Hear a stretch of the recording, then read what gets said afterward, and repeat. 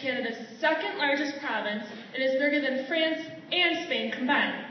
Ontario exports millions of dollars of maple syrup each year, and its 250,000 lakes make up about 1/3 of the world's fresh water. Near one of these lakes is where my journey across the great province begins.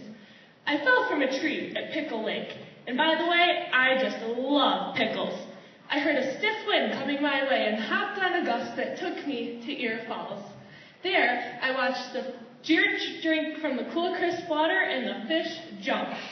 Suddenly, a strong breeze began to blow, and I was on my way again.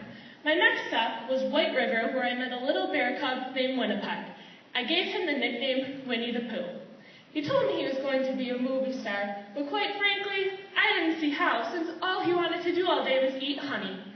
Just as I was becoming content in my surroundings with my newfound friend, a northeast wind began to brew. I found myself flying high in Sault Ste. Marie at the Canadian Bush Plane Heritage Centre. I marveled at the history of the old shelter, once used by the Ontario Provincial Air Service. Suddenly, a whirlwind came and took me to Algonquin Park. Being in the nation's oldest provincial park was quite an experience. I was living it up in the 75,000 kilometers of wilderness, hitching a ride in the hood of a hiker's sweatshirt.